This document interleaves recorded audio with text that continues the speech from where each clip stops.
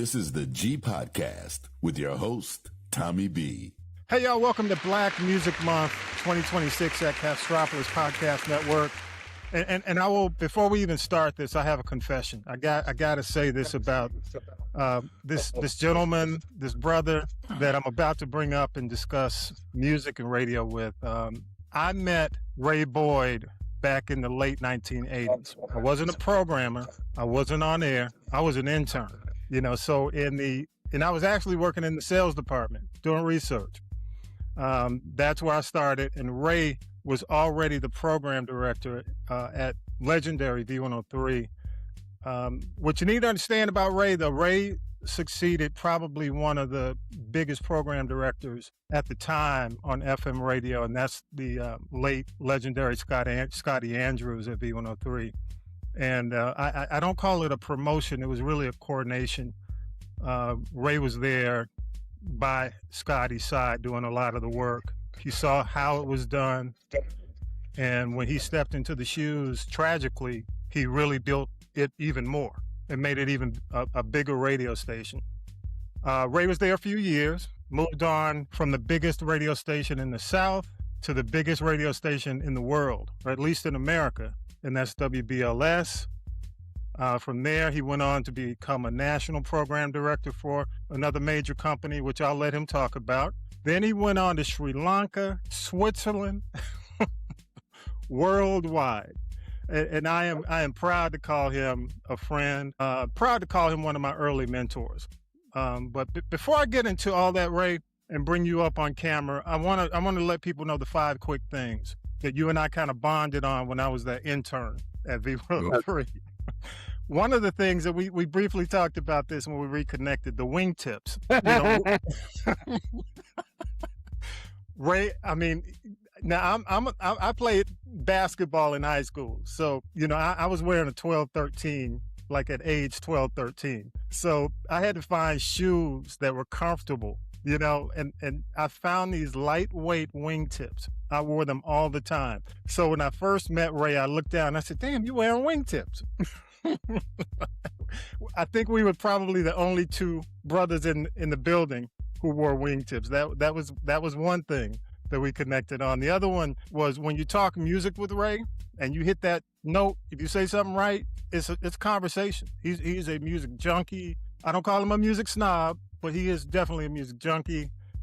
The other thing, and I mentioned this, he was never in the halls of V103 without a suit. I don't think my memory of you, Ray, was you always had something, the blazer, the full suit. I was a mixed DJ. As a matter of fact, I worked with one of the DJ, we called them back in the day, street DJs back in the day. And I used to rummage through his vinyl, which he would leave on the floor. You remember this in front of your desk? So I would always come to Ray's office and ask about the vinyl, the 12-inch vinyl in the front of his desk. And number 5, finally, I was into research. As a matter of fact, I used to print Ray's numbers for him. I printed the salespeople's numbers and I printed the ratings, at the time, Arbitron data, and I would bring it down and give Ray his numbers. When the numbers were good, those were good days. When the numbers weren't so good, Ray went in that office, closed the door, and started cussing. But for the most part, when you had V103, the numbers were 90% good. So and that had a lot to do with what he was doing. So I want to say welcome to my friend, former PD, and one of the most important architects in Black radio. May not have heard his name, but y'all give it up for Ray Boyd. Yes, Ray was an actor. Yeah. You were pretty much on it. Missed a little something, but we'll get to that. But no, it's quite flattering, and I must say you weren't the only person talking about the wingtips. I remember when I went to New York, there were certain record people that would talk about my wingtips, but then I found it very funny when Frankie Crocker came back to the station.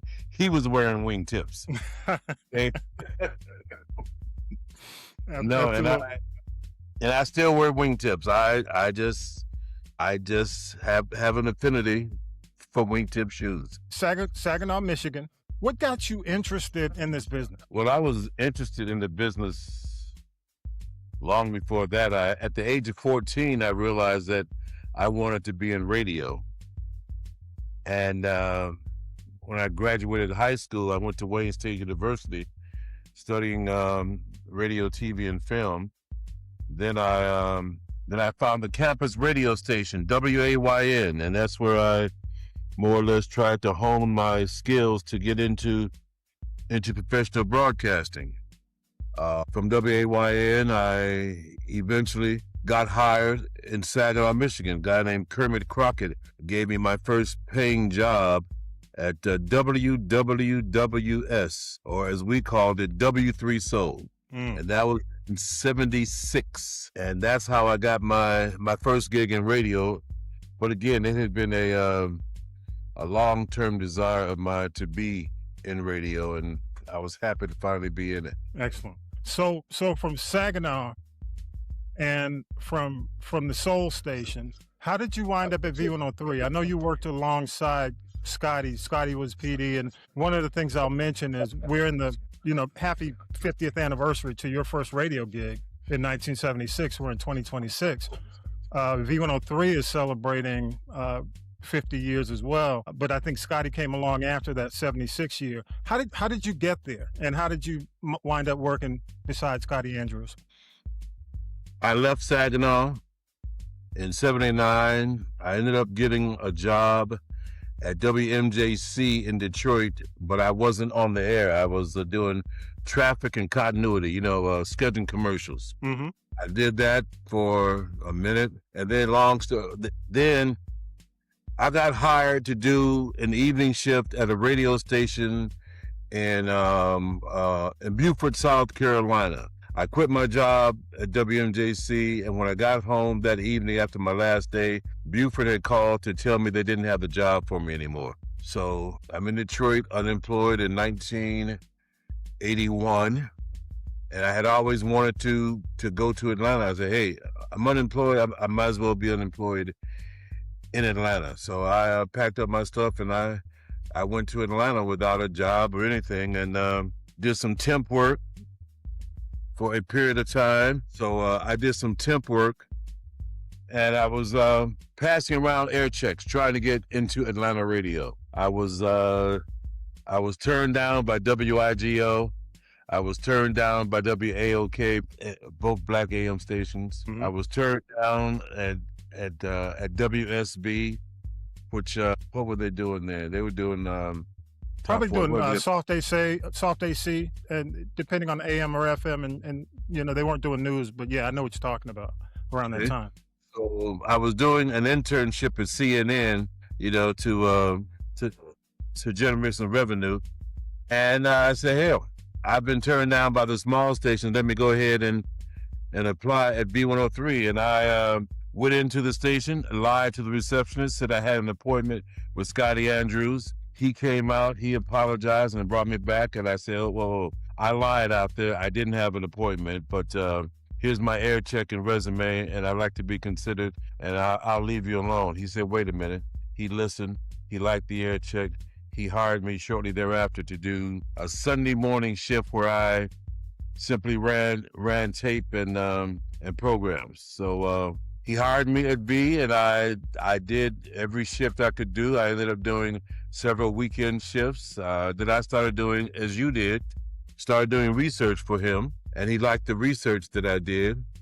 And over time, I continued to do things, and I was never at that time listed as a full-time employee, but I was getting full-time hours, and I was trying to go up the ladder in broadcasting, and I did. I got very close to Scotty. I did a lot of things for him and for the station. And then when he got sick and died from cancer, I was an interim PD for a period of time, for a few months. And then I was made the program director in June of 86. Scotty passed away April of 86. I was made the program director in June of 86. And I have to mention this. Scotty was, you correct me if I'm wrong, the first black FM PD in Atlanta. Am I correct in saying that? Because there'd only been AM stations. You mentioned WIGO, WAOK. He was the first Black to actually head an urban station or a Black station in the city of Atlanta. Am I correct? You are correct. As a matter of fact, let me embellish that a little bit. Scotty was hired to be the assistant PD at WPLO FM. WPLO FM was a country station, and he was the assistant PD at WPLO after having been the PD at WIGO, and due to circumstances, he was no longer in that job. At some point, WPLO FM decided to go from country music to disco, and Scotty was the PD. He got the nod. The guy that was there before him, Bob somebody, I don't remember his name. They let him go. They Scotty the PD of the disco station, but it was completely automated. It had no live jocks, and he ran the automation system. And then they began one by one they put him on as a live jock in the morning on Disco 103.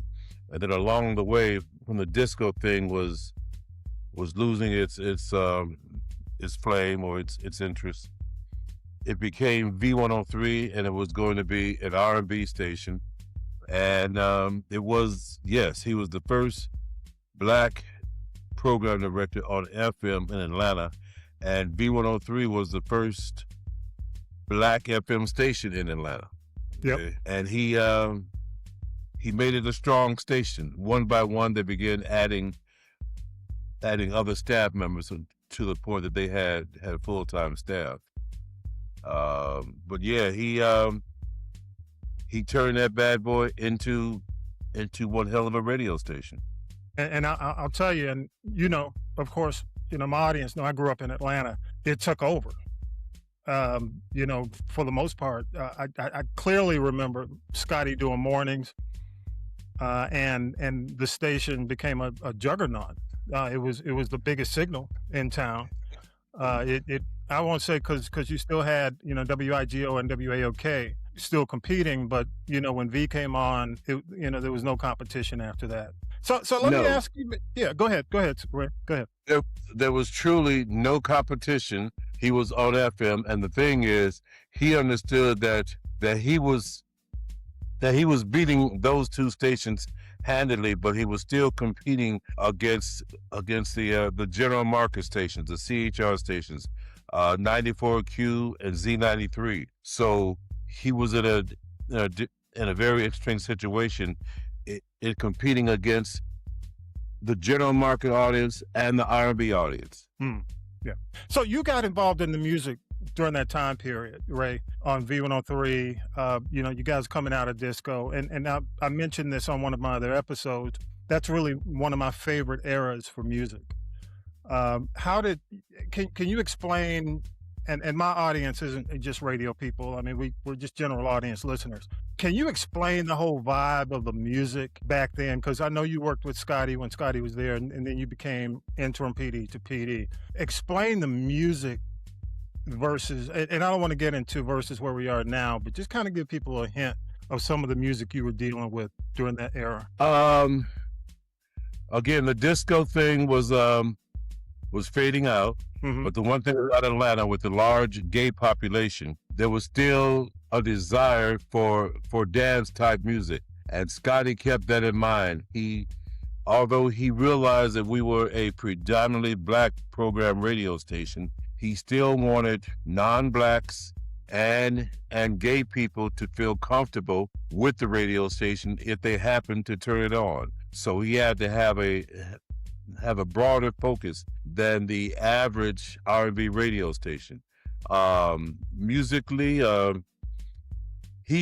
because V103 had, without question, the best signal in the market, the strongest signal in the market. One thing that Scotty pointed out was you want to look for music that has a lot of intricate type of sound in it, to good production pieces to really show off your radio station, okay? Mm-hmm. Yep. As he called it, he said, you have to know a V song when you hear it. The one that stood out to me was Phyllis was Phyllis Hyman. You know how to love me. Oh, Scott man. always said that was without question a V song. Okay. And so yeah, up tempo, quality production, quality music, and he kept it in mind. The other thing that he did, he looked at the white stations as competition. I remember Scotty was the first station in Atlanta to play Madonna. Okay. In the beginning, folks didn't realize Madonna was white. True. Okay, Borderline and so forth, and Scotty was on that before the other stations. But then I remember he added Culture Club, Boy George and Culture Club. Do you really want to hurt me? And I asked him, I said, well, Scotty, why are you playing this weird looking white boy? And Scotty said, don't look at the artist. Listen to the song and think Smokey Robinson. And if you listen to Culture Club and Boy George, he had a Smokey Robinson air to it. So anything that Scotty could play that would bridge the gap between the black and white audience is something that he looked into. He played Kenny Loggins, Love Will Follow, which really surprised folks. But he looked for songs that would take B103 and expand on their target audience, which was the African American community and beyond. And let me mention this while you're there. One of the things you mentioned, disco. I remember "Born to Be Alive." Remember that disco record? The artist was Patrick Hernandez or Patrick Hernandez. Hernandez. Yeah. I remember that on V. I remember which really was a big crossover record. For Your Love, Gino Vanelli was a V record. I'm trying to think of, especially on weekends and Sundays when V would kind of mix it up. I don't know if you guys were doing the Quiet Storm back then. I'm pretty sure you were, but a lot of the soft. You mentioned Kenny Loggins. A lot of the soft crossover favorites. V was there. V definitely. V was on them before they became crossover. Okay. Yeah. He Scotty had a very unique approach to programming. As he said, he wants people outside of the target audience. If they happen to turn the station on, he didn't want them to be uncomfortable. Yeah. And I'll tell you, man, it's not outrageous. Even though I agree with you when it came down to charting. Some of the records may not have crossed over from a chart standpoint, but from a listener standpoint, I remember the song "Time Clock of My Heart," Culture Club. It was a very R&B sounding record. It was very urban. A lot of black women liked it. They may not have understood what Boy George was about, but definitely when it came down to it, the vibe of the song was R&B. One other thing, right? Go ahead. The audience, they just know what they like. Okay. And too many programmers, I think too many white programmers try to stay away from black artists, and too many black programmers try to stay away from white artists. Whereas Scotty and me, even before him, we want to play what the audience wants to hear, regardless of the race of the artist or their target audience. He played what was the song by Yes, Owner of a Lonely Heart. Yeah, which was also a big club record because there was a remix in the black clubs. Yeah. Okay. Yeah. So yeah, he set V off on a very strong path. He really did. I remember when I was working weekends there were times I'd be in the studio and have the speakers cranked up and say to myself, man, how lucky am I to be working at this radio station? No idea that one day I'd be the program director, but just be working at a station that powerful. Yeah. So what was life for you like after Scotty? It was interesting. I must say, Scotty had a feeling that he was sick before it was known to others. I just know by certain things he did. You talked about my wingtips. I was doing research one day, and Scotty came to the office I was working in, and he said, "Slim." Yeah, I used to be called Slim because I used to be slim a long time ago. He said, You and me both, but go ahead. okay. He said, "Slim, you need a shoe shine." I said, "Okay, I'll shine them tonight and they'll look better tomorrow." He said, "No, let's go get a shoe shine." And I'm saying to myself, well, I got a crap load of work to do. He's pulling me away, but he's the boss. So we left and we went to get a shoe shine. And he was sitting there telling me what to do when you take over a radio station. He said, the first thing, he said, a lot of PDs will go in and change the staff. He said, don't change the staff, change the music. And the staff you have might sound better with stronger music. I remember sitting there saying to myself, this is like a scene from The Godfather, Vito Corleone talking to Michael Hanning. You know, I got work to do. Okay. Mm-hmm. And then it was, and a few months later, we found out that he had cancer in January of '86, and he passed in April of '86. So you say, what was it like for me after Scotty passed? Well, you mentioned somebody earlier. It may not be recorded, but Scotty was always going to be the guy that I was going to go to for help when I became a program director. Mm-hmm. He and I both knew that was my goal, to be a program director. I don't think we knew that I was going to succeed him. So when I became a program director, I made a call to a guy that I thought was doing a hell of a job programming, to tell him, listen, my name is Ray Boyd, and I'm the new PD at B103. And since Scotty is gone, I was wondering if I could, from time to time, call you to get advice or direction on what I'm trying to do here. And that guy was James Alexander, okay, who we are close friends to this day. I mean, I talk to him once a week at least, okay? Mm-hmm. So, but it wasn't as difficult as one would expect to follow Scotty, because I felt that I was ready to be a program director before Scotty even hired me.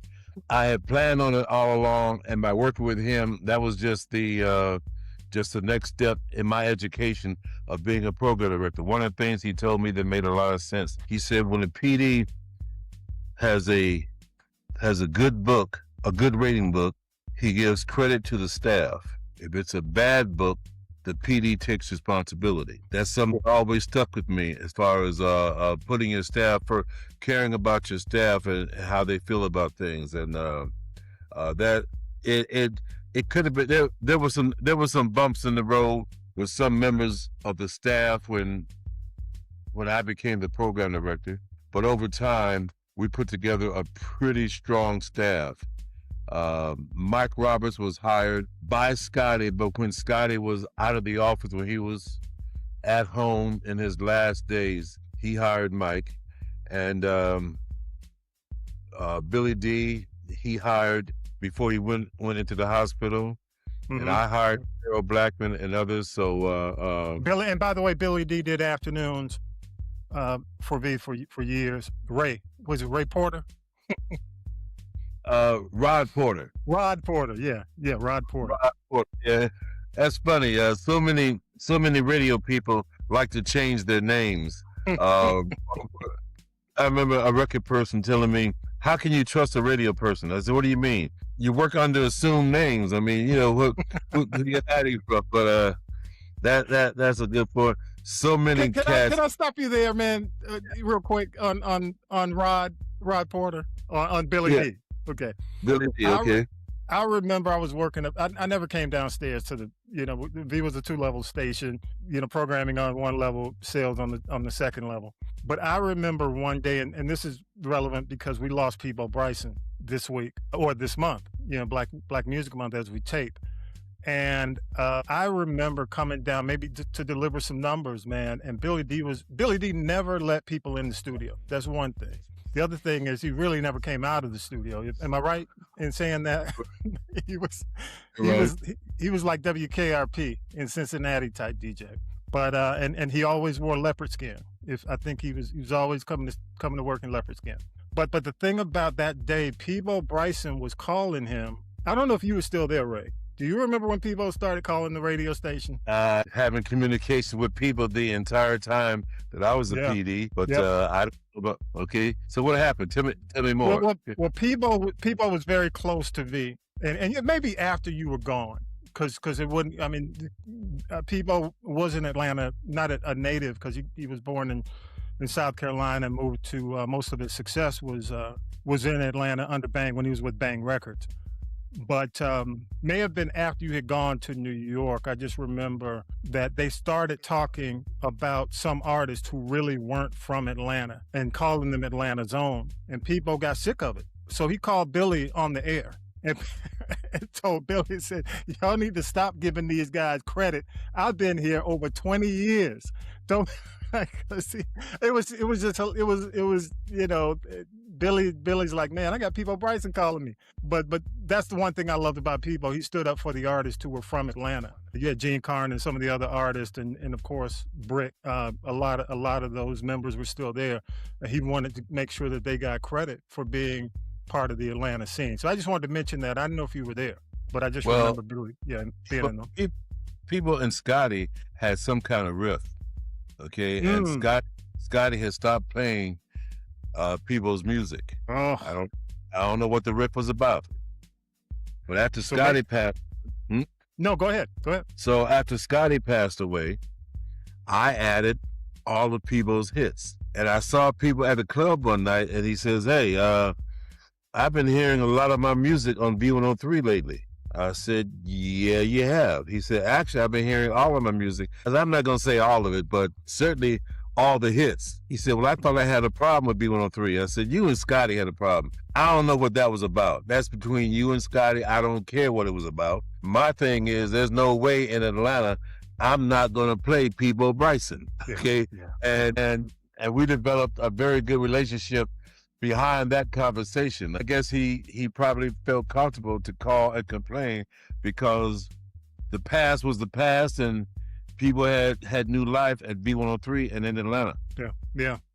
Who was the most memorable talent to you when you were at V before you left? And we'll talk about the next phase. But while you were in Atlanta, what talent? And I know you're probably going to go to Mike because Mike was doing mornings, and Mike made Mike, he made a significant impression on the scene in Atlanta. But who else do you recall when you look back at some of the most memorable talent? You mentioned, I know you hired Carol, Billy D. Who was most memorable to you? I don't want you to leave anybody out, but go ahead. Do you mean on V103 or in the market? On V103, on V, that you had a chance to work with. Okay, well, Mike was real special. He's one of the best morning men I've worked with. Mike, Mike would be the most memorable character at the radio station that I can recall. We also had WAOK, and they were gospel, and Mike Gamble was one hell of a talent. Yes, he was. Yes, he is. He's still doing it. Still doing some radio. Yeah. But yeah, the staff at B, I would say that Mike would stand out as the strongest talent we had. I mean, to the point of little things, like for instance, we used to have to cart music up, and Mike being the morning man, they get treated a little better than others. Mike was adamant about him carting up all the music because he felt that the station should have consistency, and he felt that nobody carted the music as well as I did and he did. But since I was busy being the PD, his attitude was, "Hey, I got this," which, how many guys you come across that want to do more work than they're asked to do? Yeah. Okay. So true. Yes. So Mike certainly stands out. Wanda Ramos was there for a minute. Scotty hired her, and she was there into my tenure. But Mike stands out as, I can't think of another talent that would stand out as much from V103 as Mike Roberts. Yeah, that's a good point. Good point. So let me ask you about the music scene, just in general, Atlanta, before we move on to the next phase of your career. How would you describe the music scene when you were going in looking at your music, looking at the city of Atlanta. I know Scotty had his philosophy on what he should play. When you looked at the city of Atlanta, how did you view it from a standpoint of what music you should play? Well, first of all, the record companies, they promote the records that they think are best. So I would watch the charts to see how the national music scene was going, but also I would add music. I kept a portion of my playlist for cuts from albums that I would choose that I thought fit, but also I felt the research was important. The research was more than just paper and pen and checking sales. One thing is, I remember once I was at the Fox Theater, and the headline act was Gladys Knight and the Pips, and the opening act was Alexander O'Neal. And when Alexander O'Neal started singing a particular song, I noticed that several women in the audience around me were singing along with him. And I said to myself, now wait a minute, this song isn't being played on the radio station, on any station, and certainly not on my station, but people here in the audience, they know this song. Obviously, I need to be playing it. So, the idea was to get out amongst your audience and see how they were reacting to music being played. And that would determine a lot. Also, the call out music research. We played not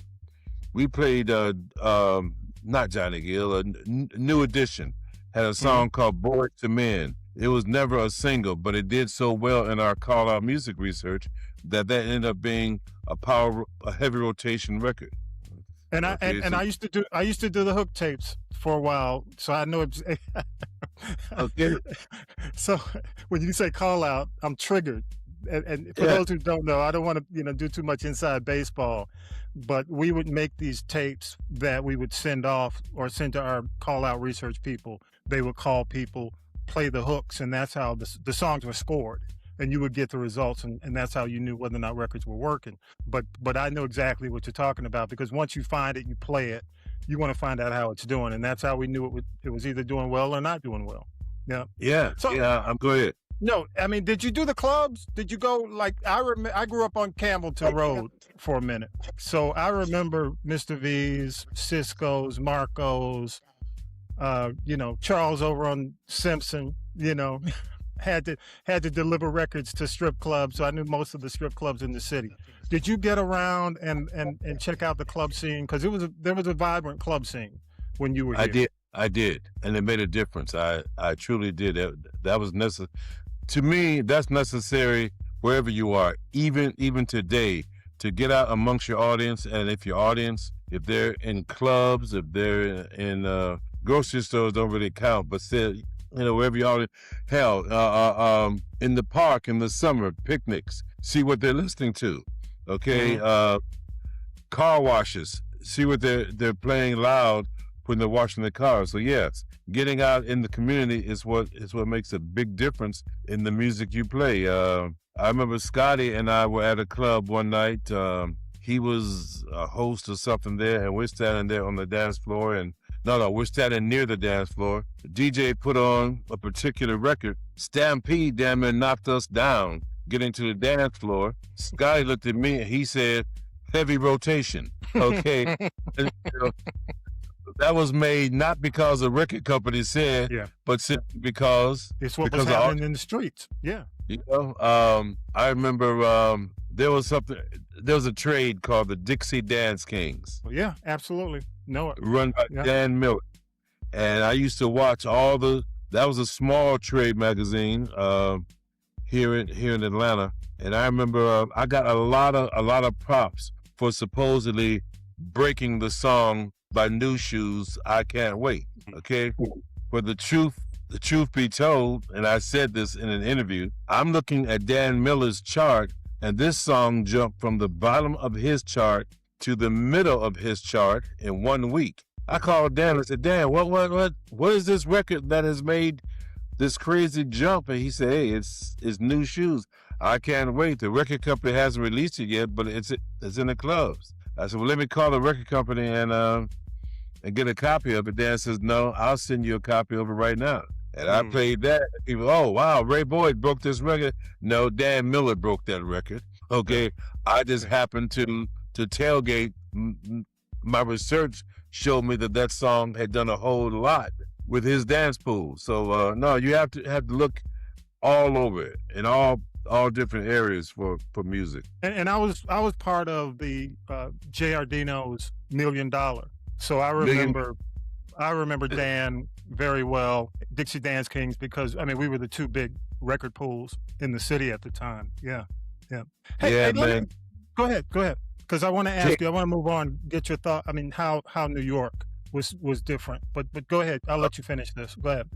I was just going to say J.R. Dino, a giant in the record pool business, and another source that Scotty used and that I used as far as knowing what's happening with music. Good stuff. So let's talk about you leaving Atlanta to go to New York. Now, of course, I'm an Atlanta native. I was also doing clubs, doing streets. Man, two different worlds. You know, I would say, I don't know how you felt, but I would get, and at the time we didn't have internet, so we would get air checks of different markets, and we would have friends who would send us tapes of BLS in New York or KISS in New York.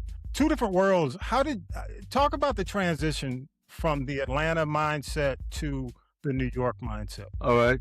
The transition was rather interesting because the music business was very strong in New York. I mean, there were gatherings and functions happening almost every day of the week that they wanted program directors to attend, okay? And yet the people in the radio stations, some of the things I came across in New York was one, I got to New York, and you know that we were playing our music on carts. Mm-hmm. Most stations were.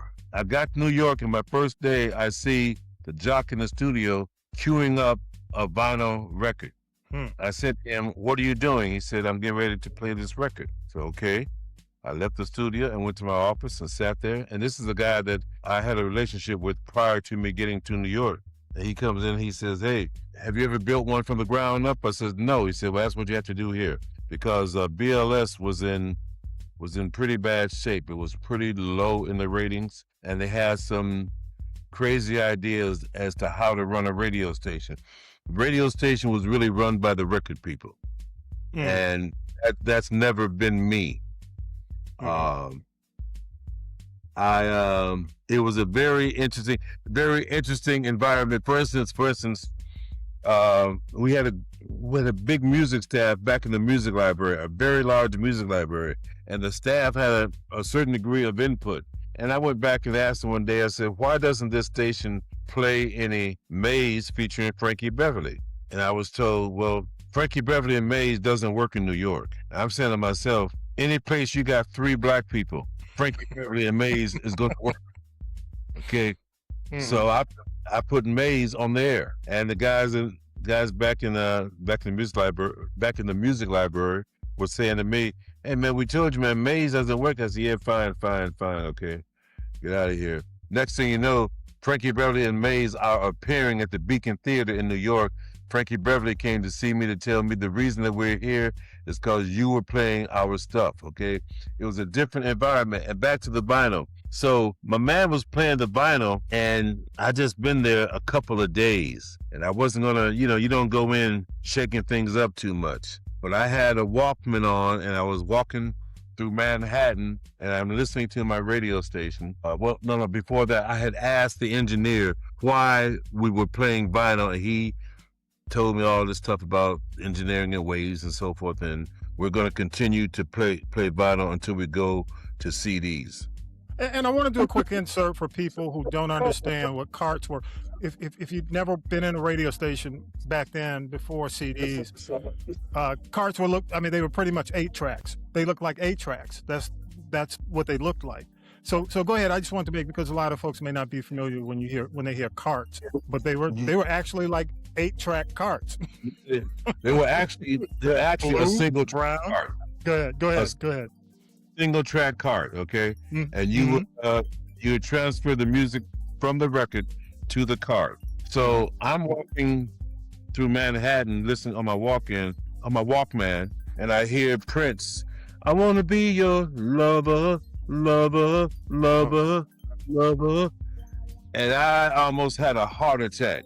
I'm programming a radio station in New York City, and there's a record on the air that's skipping. I went back to the station and immediately had taught guys how to queue up records and put them on carts. The engineer came to me and said, hey, I see some guys back there putting music on carts. I told you that we weren't going to carts.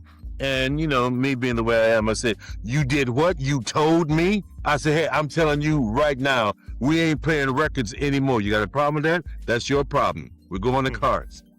Paul Sanchez, we never got along after that, which I didn't care. But no, it's like the radio station has to have a professional sound, and you can't have it if you got records on the air skipping, and carts give you consistency in sound that you had to have in order to be a competitive radio station, in my opinion. No, you're right. You're in the number one market in the city. I mean, no, I'm sorry, number one market in the country, if not the number one black market in the world. But go ahead. Okay. So we that's one of the things, the transferring the way that they did music. Also, music scheduling software. The software they had was so bad that I had to turn the computer off and turn it around and get the right software for it, because they had Columbine software. It was awful. We went to RCS, which was the standard. Still the standard in the business. Okay, but now interesting thing about RCS. I can't think of the gentleman's name right now. Andy Economist. Andy Economist. He created RCS, and he came to B103 when I was still a weekend guy and Scotty was a PD, and this is back before you had laptops. So he came into the station with a CPU and a monitor and a keyboard on a luggage rack, and he demonstrated to Scotty what RCS could do for the sound of his radio station. Scotty said, hey, thank you very much. You can go, blah, blah, so forth. When I became PD, I was at an NAB convention, and Andy was doing a demonstration of RCS. He turned around, he saw me, and he says, Ray, how you doing? I said, I'm good, Andy. How are you? Great. So when he finished his demonstration, I said, Andy, I met you once, and you remember me? He said, listen, Scotty wasn't feeling what I was presenting to him, but I had you. I knew you wanted it. Okay. But see, there was certain PDs who said, I don't want a computer to program my radio station. The thing that they missed this, you program the computer, so the computer is not programming your radio station. You're using it, you're programming your station through a computer. And that became the standard for the business after a while. But you set the rules. You set the rules. The clock. Right. Okay. Yeah. When I worked in Sri Lanka, it amazed me how they didn't understand the way that it should be done. It just that was not what I expected the challenges to be at WBLS, right? Oh my God! Neither you nor I. Listen, the jocks, they played their own. The way it was structured, Thomas, it was nothing compared to the structure that you and I worked under at B103. The structure at BLS was pretty darn bad. Okay. And no, I didn't expect that either. I was quite surprised. But again, it was so bad that I was able to take the station from, let me see, they were 12th in the target demographic. I took them from 12th to 4th in 90 days. Excellent. Good work. I would love to say it's because I'm such a wonderful program director. That's only a part of it. The big part is they were doing so many things wrong. They're doing so. My overnight person, who she picked her own music when I first got there. I called her in and I said, I called her up and said, listen, I need to talk to you. Can you come back into town later on today? She says, well, I'll just stay around until you get in, because she got off at 6 a.m. Okay, so I got in at 8 and she was there, and I called her in and I said, listen, I've been listening to your show, and I'm very impressed with the gold or the oldies that you play compared to what the other folks play. And I'd like to know if you could put together a list of oldies that you think would fit the New York market. And she started crying. And she's just boo-hooing. And I'm like, hey, wait, whoa. What's wrong with that? And she says, I've been here for 7 years and no one has ever paid me a compliment. And I thought you were calling me in to fire me. And I said, oh, no. You're a keeper. And man, we put together musically with the oldies that were needed because we were trying to be an adult R&B station, which means that you had to have a certain amount of older records in the system along with the newer records.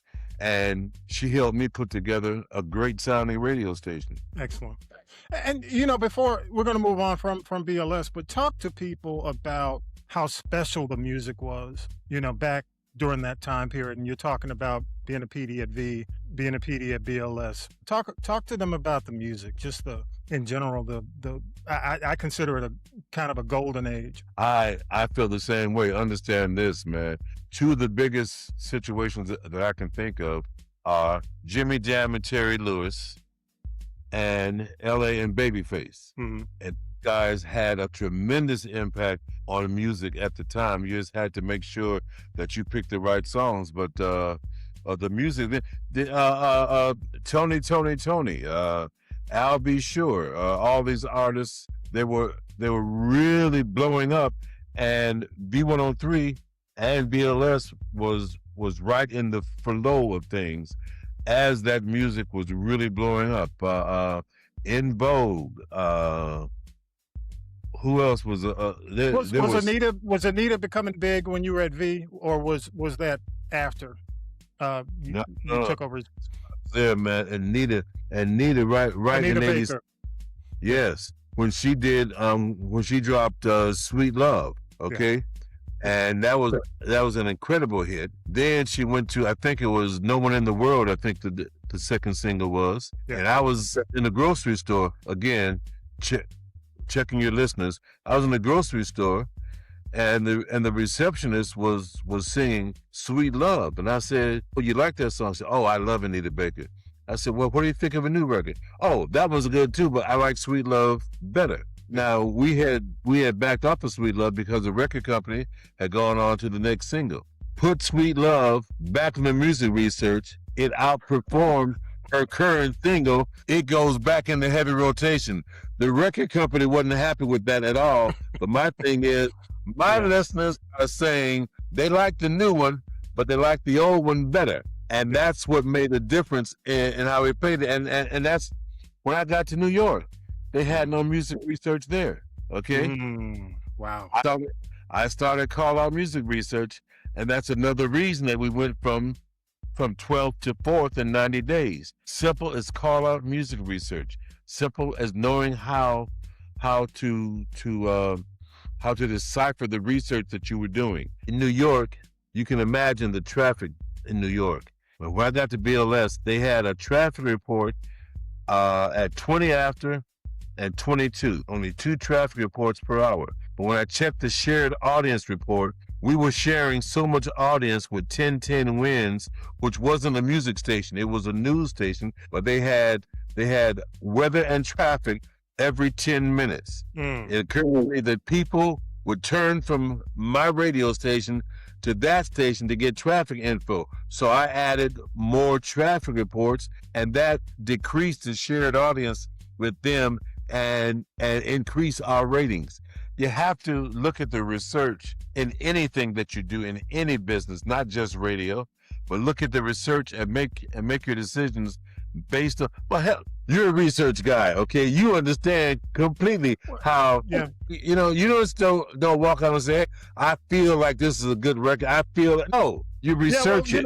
One of the biggest things right now in radio is hurt by it is time spent listening. So, when it came down to it, ultimately for you back then, you increased the time spent listening because people weren't leaving and coming back. I mean, here, we're in 2026. There's too much. I mean, too much erosion. People are leaving every few minutes. check out so many different choices. Yeah. So I Yeah, get it. many more choices now than they did back in the 80s and back in the 90s. I mean, you know, so many sources for music, the internet, Spotify, on and on and on. So so that had to be huge for you. Yeah, it was. It's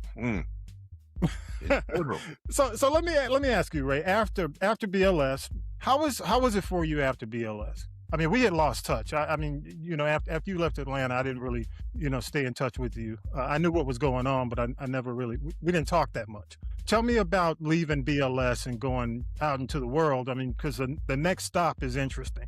I want to leave that for you. After BLS, I did consulting. I consulted several radio stations in the U.S.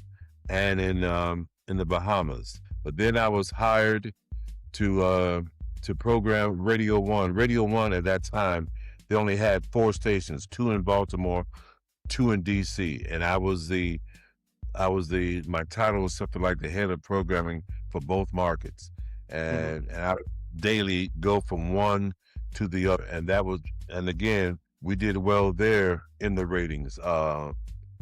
Then when that ended, I went back to consulting for a short time, but then I was hired at World Space Satellite Radio, and World Space Satellite Radio was the first satellite radio company. After that was XM, and after that came Sirius. And over time, World Space folded, and Sirius bought XM. That's why they are now Sirius XM. But I was at World Space for 9.5 years, and I was I went in as the program director of their R&B format and their country format.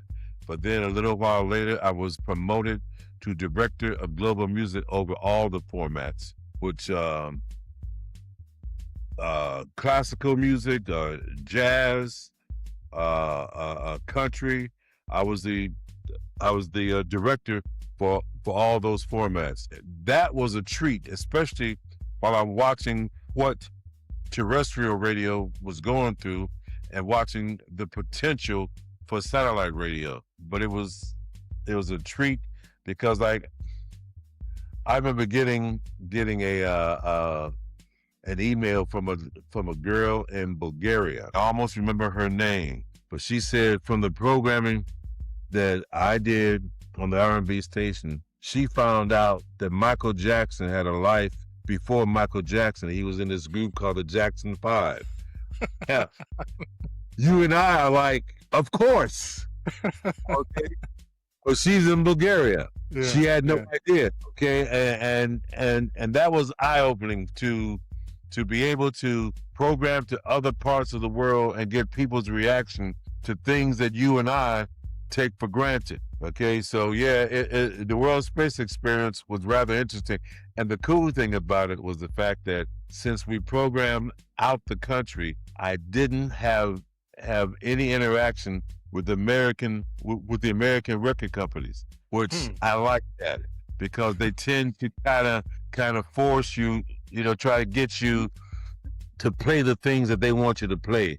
And I always had a problem with the record people, with me not playing what they wanted me to play. So at World Space, that was a positive thing. When that ended, I again went back to consulting for a minute, and that was okay. But what really got me was when I decided to look for work outside the U.S. I began looking in Canada. I always wanted to go to Canada and to work in Canada. Mm-hmm. From that, I decided, well, wait a minute, they speak English in the UK, so let me look for work in the UK. And while doing that, I ran across this ad for a radio station in Geneva, Switzerland. Now, this is funny because at the time I was trying to convince a radio station in Florida to hire me as a program director. But this station, although they played a lot of R&B, Lionel Richie and all that, they were hesitant about hiring a black guy to program a station where the target audience was white. That's America. That's a race thing that America has. I understood it. I didn't like it, but I understood it. So while they wouldn't give further consideration to hiring me, I applied for this gig in Geneva, Switzerland as a joke to myself. And after applying, they contacted me for a telephone interview. I kind of chuckled, yeah, okay, once they realize that I'm black, they're not going to hire me. So I did the phone interview, and the phone interview went when it was over, I said to myself, gee, this thing seemed to go pretty well. Second phone interview, it went well. Then they flew me over there to interview me face to face. And in a 6-hour interview, they never once mentioned race, which that kind of blew me away. And they hired me, and the station that I was trying to get hired at in Miami, they ended up going under and changing formats. Okay, wow. Which, yeah, it's I have the rejection letter framed on my basement stairs. Okay. But the Geneva situation was something that, one, I never expected, had never experienced, and it was just a treat to be in an environment where race had less of a dynamic than it does here in the U.S. Mm-hmm. Okay. So Ray, with all the experience you had, I mean, you've had a chance to program in two of the biggest markets, in the U.S. Mm-hmm. You know, you've done international radio. I'm sure you're still listening now. More casual. Definitely not going after or just intentionally trying to listen. But if there was one thing you could say, man, to terrestrial stations now, with all the experience you currently have, what would you say? Well, to be quite honest with you, I don't listen much to terrestrial radio. Mm-hmm. I drive a very old van that only has terrestrial radio, and I kind of have a negative attitude toward terrestrial radio today. So I listen to the NPR stations, and I listen to a station here, the smooth jazz station that Art Terrell programs. Familiar with it, yeah. WJZA, okay. Yeah. Okay, but as far as radio today, one, I'm sure that the playlists are too short. The consultants say that works. I disagree. What I found was that when I was programming at World Space Satellite Radio, we had someone asked me how many songs I played on the R&B format. And my answer was just under 4,000 songs. And they said to me, man, you can't play 4,000 songs. I said, the hell you can. That's all we have is the music. And if you handle it correctly, you can have a wide variety of a large number of songs, provided that you layer it properly. Mm-hmm. Okay, you have to make sure that the current music gets played more than the older music. But as you go through the layers, you go from heavy rotation to medium to light to recurrence to oldies, and you make sure that you find the correct balance for the sound of your radio station. I don't think stations do that. They have too short a playlists. I'm about to take a trip to Detroit, and even though I'll be listening to satellite radio, I can tell you right now, on that 12-hour drive to Detroit, I will certainly hear repeats within the day. When I programmed in satellite radio, if you heard an oldie today, it would be 7 days before you heard it again, and it would be in a different day part. But then again, people don't understand that. So yeah, what I would do with today's radio is open up the variety, open it up, and be careful as to what you choose to play, and not let the record companies decide what you play. The record companies, in my opinion, have too big of an influence in what radio stations do. Back when I was programming in the 80s until today, they have a very strong ability to influence people and to get them to play what they want them to play. I play what I think the audience wants to hear, whether it goes along with the record company or not. So that's the talent. The talent is not as good as it could be. The staff I had in New York was the most incredible staff I have ever had. I mean, from top to bottom, absolutely wonderful. I don't hear anything close to the staff that I had in New York. I don't hear anything close to the staff I had here in Atlanta. It seems like the jocks don't matter as much in the scheme of things as it did at one point. Yeah, not as personality driven as it used to be.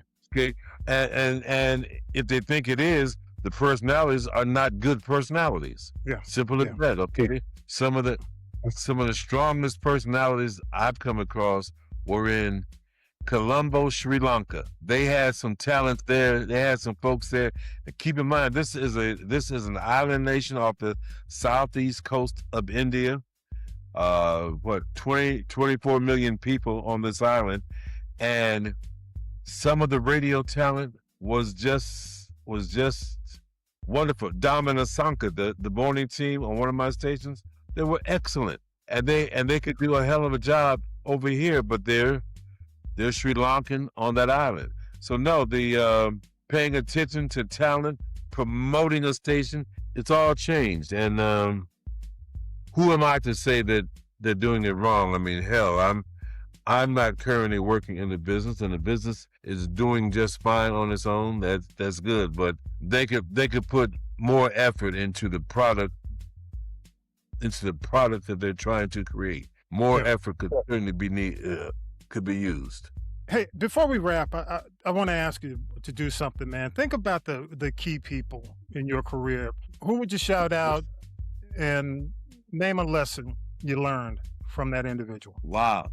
It could be just a few. It could be one. It could be just a few. Go ahead. Okay. All right. And they don't. And we're not talking about living or deceased. Yeah. Go ahead. Okay. First one that comes to mind is Jerry Bolding. Jerry Bolding used to do a column in a magazine called Black Radio Exclusive. He was basically teaching programming, teaching how to build a clock, telling you the whys of building a clock. And I think that Jerry Bolding is one of the greatest black programs that has ever done it. They called him the doctor. The doctor, yes, indeed.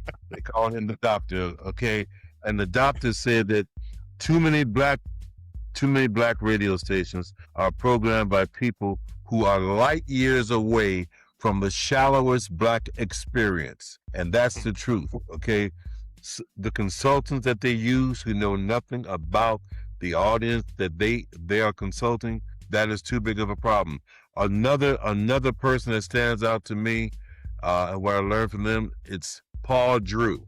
Paul Drew was the program director of many stations, RKO stations across the country, and he was the program director of CKLW in Detroit.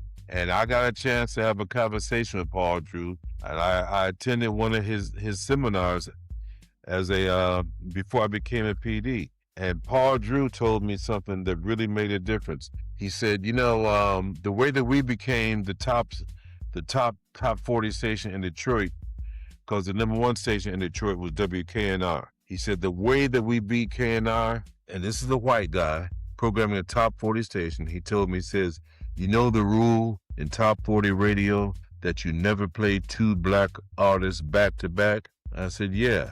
He said, well, since we were in Detroit, we altered that rule. You never play two black artists back to back unless it's Motown.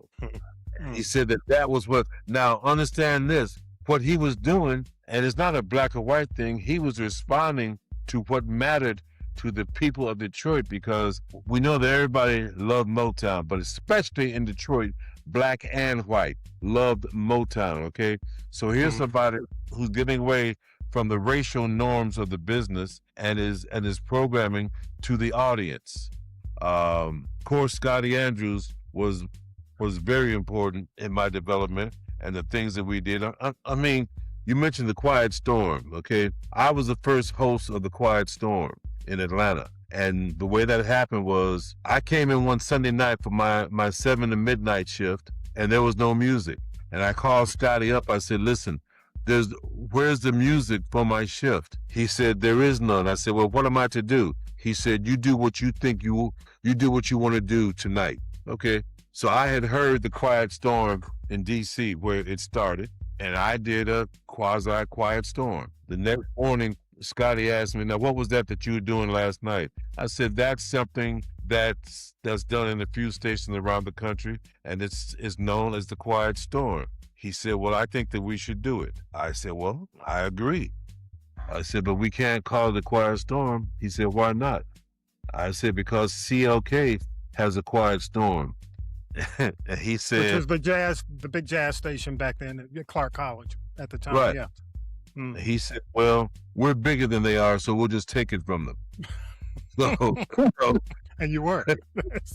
yeah.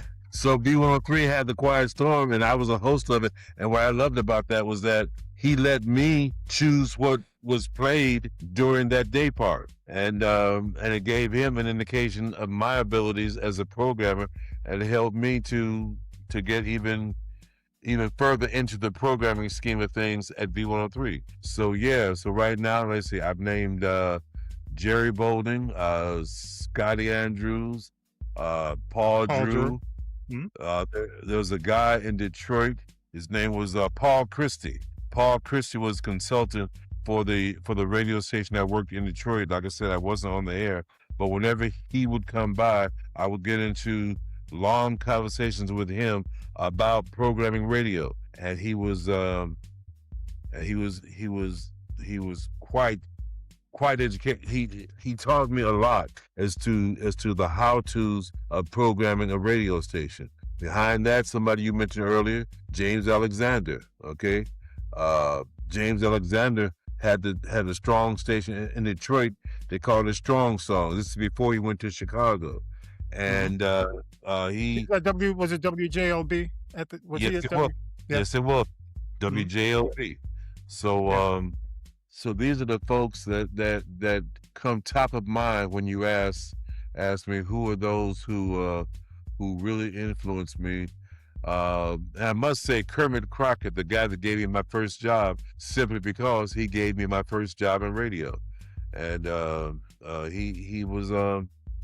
he stood by me when I had some problems with management at the radio station. So from him, I learned that it's important to stand by your staff when they are correct. So yeah, those are the names that pop up top of mind. Have I answered that question, or? Oh, exactly, man. And I just want to say, when it comes down to it, I was a part-timer. Of course, I kind of did what you did to start the weekends, just running the programs. But and of course, I was doing research in the sales department and doing some stuff on the weekend for the station. But one of the things I will remember about Ray, definitely the most passionate person about his radio stations. I remember, and you may not remember this, but there was you remember the music director's office at V was almost like going toward the lobby, and we may have been in that office. I forgot. We were just standing around the office at the time. It was a music library. It was the music library, but the music director had a desk in there. Right. And I was standing, I forgot who was in the office with me, but it was either the numbers had just come out, and it was a great book. It was outstanding. And you were just on top of the world, and you pull back, and I'm like, oh shit, what's Ray about to do? And Ray stuck his fist through the wall. It was drywall. I don't remember. Dude, we're looking at Ray like, oh shit. But I became music director, right? Okay. And we left that hole in the wall. We never fixed it. I don't remember that. The hole you made, we never fixed it. Because I think Mike became PD for a period. And, yes. And I'm like, and I had to take over as music director for a period, And, after Kenny Diamond. Yep, I took over as music director. And when I was in there, I'm like, hey, should we have somebody come and fix the wall? I think it was Mike said, no, don't fix that. And we never fixed the hole. I'm serious. Record people would come in, Ray, and say, damn, y'all ain't got no money to fix that hole in the wall? And we would say, there's a story behind that hole. I have no recollection. Oh, I no- remember it because I had, other than the movies, I had never seen a brother take his fist, bam, through the wall. But I remember that's how passionate you were about your music. That's how passionate you were about your stations and your people, man. And I just got to say, I'm glad you gave me the opportunity to do this interview, man. Long time coming. And I know, hey, I'm thankful to have the opportunity to talk to, one of the people I put on, what do they call it? The mountain. Mount Rushmore. You part of the Mount Rushmore, brother, of my career. So I am thankful for the opportunity to have you on, and I do mean that. I do mean that. I am so honored for you to have done this, and I just like what you're doing, man. I'm impressed. I'm truly impressed, and I feel just elated that I had a little something to do with you and what you became, man. Because I'm just proud of you, and I love what you're doing, man. I'm sitting looking at the time and how long we've been talking. We've been talking a lot. This has been one of the longer ones, man. I appreciate you taking the time. Okay, I'm saying to myself, it just seems like it's been 30 minutes, man. Me. Okay. We're telling stories, bro. Yeah. But thank you again, Ray Boyd. And man, again, Black Music Month. When I think of Black Music Month, I think of Black music. I think of the days at the, is again 50 years. And we don't get any credit for mentioning the station, but we're kind of like we're the alumni, part of the gang. And it's hard to believe it's been 50 years since that went from PLO country to Disco 103 and eventually to V103, and you were a significant part of what that station, not necessarily what it's evolved in many different ways, but it couldn't have made it without a strong foundation. So kudos to Scotty Andrews for kicking it off, and kudos to you for keeping it going, man. And again, I thank you so much for taking the time. Tell Mel, and again, his wife has helped me sell houses.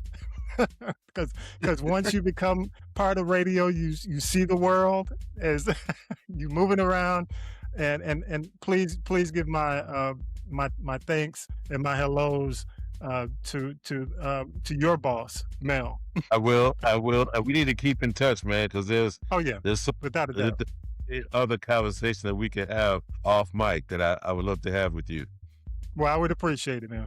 Ray, thank you so much, man. Thank you so much. You've been listening to This is the G Podcast. This is the G Podcast is a production of the Castropolis Podcast Network. Thanks for listening.